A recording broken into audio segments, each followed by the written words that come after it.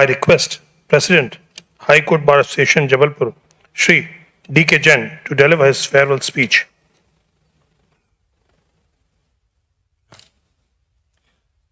माननीय मुख्य न्यायाधिपति श्री रविमल भट्ट जी, मध्य प्रदेश उच्च न्यायालय, माननीय न्यायाधिपति श्री राजमोहन सिंह जी एवं सभी श्री माननीय न्यायाधिपतिगण मध्य प्रदेश उच्च न्यायालय, माननीय महाधिवक्ता श्री प्रशांत सिंह जी, माननीय डिप्टी सॉलिसिटर जनरल भारत सरकार श्री पुरुषोत्तम कौरव जी, माननीय पवन पाठक जी, अध्यक्ष मध्य प्रदेश उच्च न्यायालय अधिवक्ता संघ ग्वालियर, माननीय आदित्य अधिकारी जी, सचिव सीनियर एडवोकेट्स काउंसिल, माननीय अनिल खरे जी, अध्यक्ष Madhya Pradesh high courts bar association, माननीय मैडम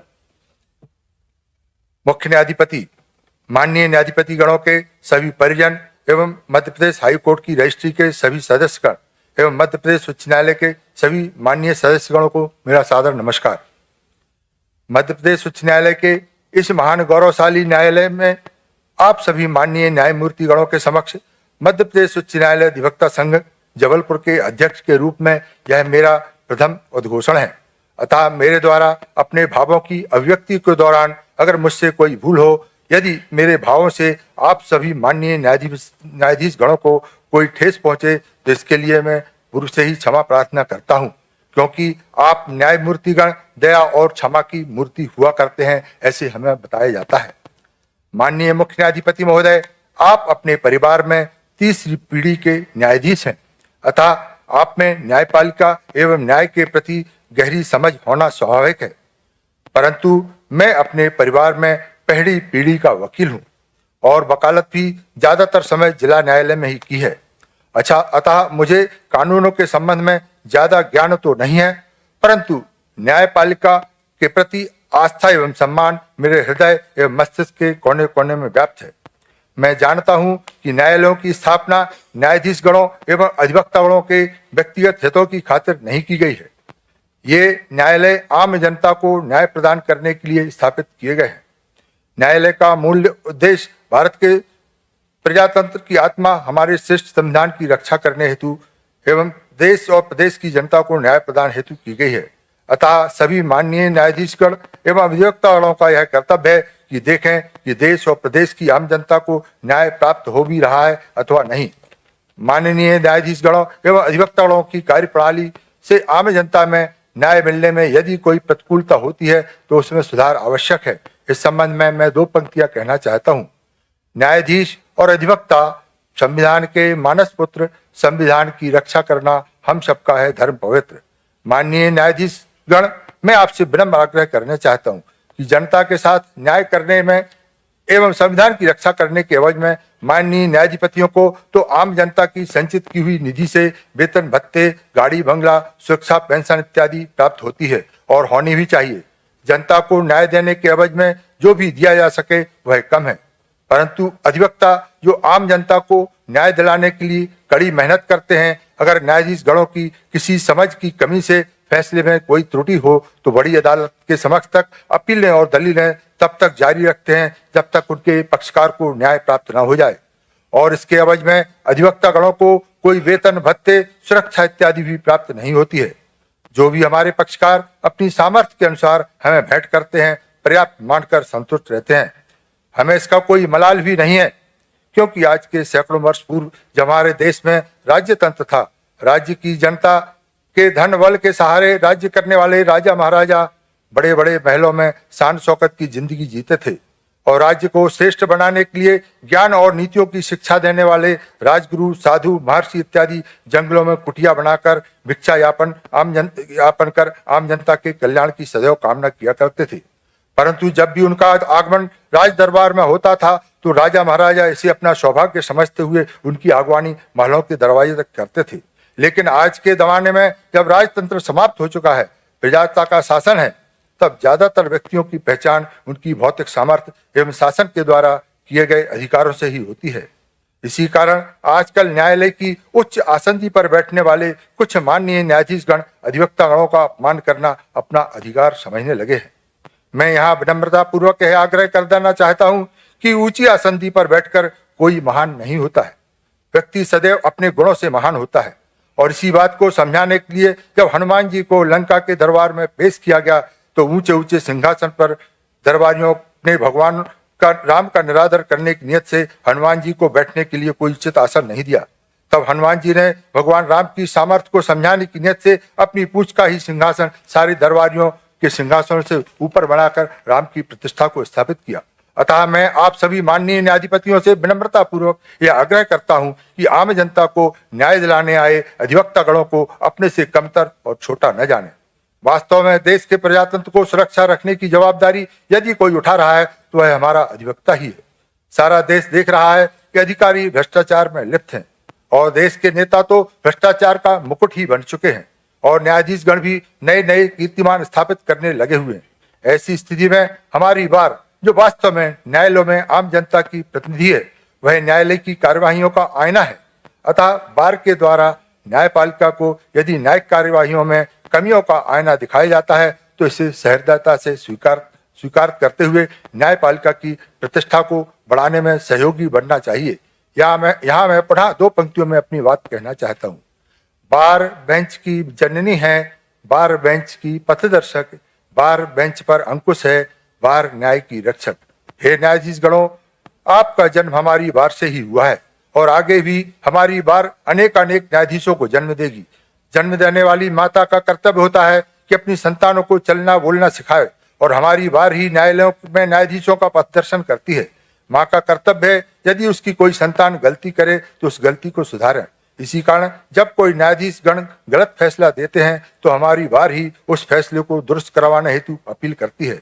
वास्तव में देश के प्रजातंत्र और न्याय की कोई रक्षा कर रहा है तो वह बार ही है। इसलिए मैं इस महान न्यायिक आसंदी के सामने खड़े होकर अपनी इस महान बार की ओर से देश के सभी न्यायालयों में ऊंची ऊंची आसंदियों पर बैठे माननीय न्यायाधीश गणों से यह करबद्ध आग्रह करता हूं कि वे अपने न्यायालयों में आम जनता के लिए न्याय मांगने आने वाले अधिवक्ता गणों का अपमान करने की भूल न करें। उनके द्वारा किया जाने वाला अमर्यादित आचरण सिर्फ किसी अधिवक्ता का ही नहीं अपितु समूचे न्यायालय का अपमान होने से असहनीय एवं निंदनीय है। माननीय मुख्य न्यायाधिपति महोदय, मैं अपने मध्य प्रदेश उच्च न्यायालय के मुख्य न्यायाधिपति के कार्यकाल में प्रदेश की न्याय व्यवस्था को सुधारने के लिए अथक प्रयास किए हैं। न्याय परिवार का मुखिया होने के नाते आपके द्वारा सुधार किया जाना आवश्यक भी है, परंतु आम जनता के हितों में किए गए कार्य एवं प्रयास अपनी कसौटी पर कितने खरे उतरे इसका आकलन आम जनता के द्वारा ही किया जाएगा।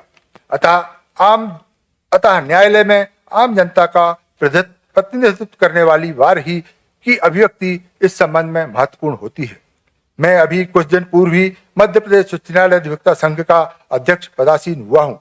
मैं नहीं जानता कि हमारे पूर्व अध्यक्ष ने आपके द्वारा किए गए न्यायिक सुधारों के परिणामों के संबंध में आपको कुछ बताया भी है या नहीं, क्योंकि हम देख रहे हैं हमारे चुने हुए अधिवक्ता प्रतिनिधि महत्वपूर्ण पदों पर वर्चस्व स्थापित करने के लिए पूरे जोर शोर से लगे हुए हैं। मैं मां सरस्वती से प्रार्थना करता हूं कि हमारे अधिवक्ता प्रतिनिधियों की बुद्धि में विशेष रूप से विराजमान हो सके ताकि वे अपने व्यक्तिगत हितों को त्याग कर आम जनता एवं आम अधिवक्ता गणों के हितों की रक्षा करें। माननीय मुख्य न्यायाधिपति महोदय, आपने जो भी क्रांतिकारी सुधार किए हैं हमारी न्याय प्रणाली में किए हैं, इन सब के परिणाम को आप तक पहुंचाने की जवाबदेही मध्य प्रदेश उच्च न्यायालय अधिवक्ता संघ के सदस्यों के द्वारा मुझे प्रदान की गई है। अतः आज सभी माननीय न्यायाधीश गणों के समक्ष मैं व्यक्त करना चाहता हूं, भले ही आज दिनांक को आप सेवानिवृत्त हो जाएंगे, परंतु मुख्य न्यायाधीश का पद तो सदैव ही बना रहेगा। माननीय न्यायाधिपति महोदय, आपके द्वारा न्यायालयों में पुराने प्रकरणों के निराकरण में तेजी लाने की नियत से 25 जुड़े हुए प्रकरणों को तीव्रता से निपटाने के आदेश दिए गए।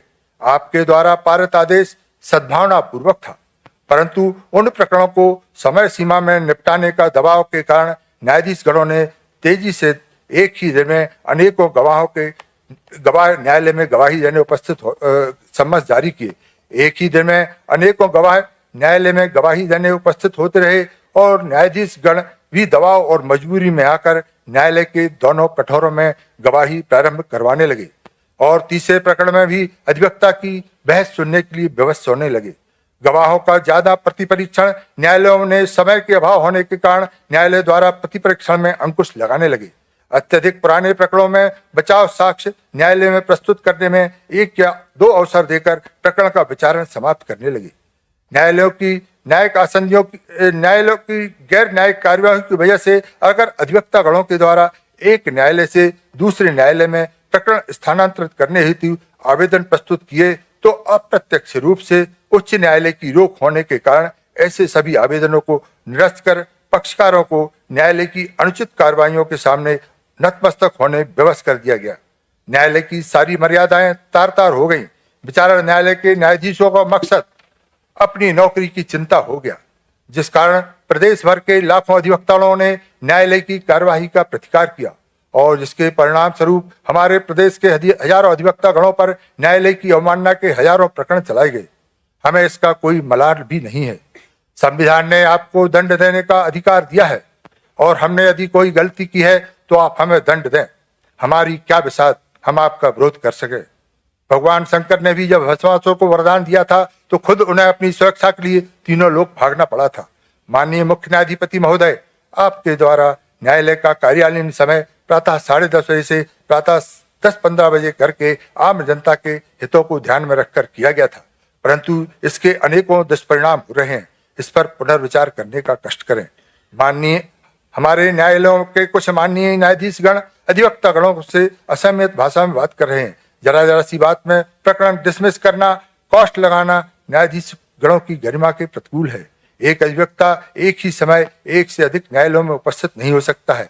ऐसी स्थिति में प्रकरणों को पास ओवर करने के बजाय प्रकरण को डिसमिस करना आम बात होती जा रही है। फाइलिंग सेक्शन में घंटों इंतजार के बाद भी नंबर नहीं आता है। अगर प्रकरण में कोई डिफॉल्ट आ जाए तो डिफॉल्ट के सुधार के बाद प्रकरण कब लगेगा कोई गारंटी नहीं।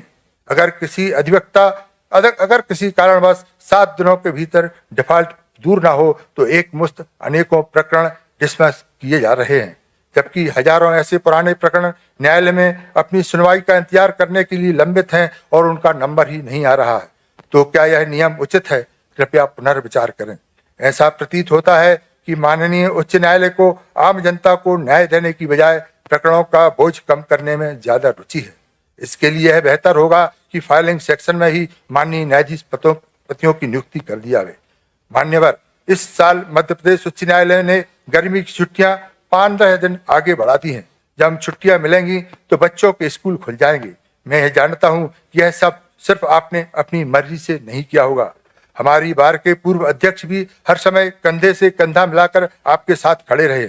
इसलिए तो हमारी बार ने उनके स्थान पर अब की बार धन्य कुमार का नारा देकर मुझे आपके सामने सच्चाई से अवगत कराने का अवसर दिया है।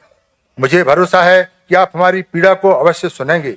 आज भी आप हमारे मुख्य न्यायाधीश हैं और आपके द्वारा आपके समक्ष प्रस्तुत की गई समस्याओं को मिनटों में निपटाने की सामर्थ्य रखते हैं। हमारे यहाँ यह परंपरा है, जब हमारे घर के बड़े बुजुर्ग जब भी घर से बाहर जाते हैं तो बच्चों को जी भर के लिए उपहार देकर जाते हैं। अतः माननीय न्यायाधिपति महोदय 1 जुलाई से मध्य प्रदेश उच्च न्यायालय में जाते हैं। माननीय न्यायाधिपति महोदय 1 जुलाई से मध्य प्रदेश उच्च न्यायालय में हार्ड कॉपी की जगह ई-कॉपी फाइलिंग की भी आवश्यक कर दी गई है। इसे लागू करने के पूर्व मध्य प्रदेश उच्च न्यायालय अधिवक्ता संघ के माननीय सदस्यों से पुनः चर्चा कर उचित निर्णय लेने का कष्ट करें।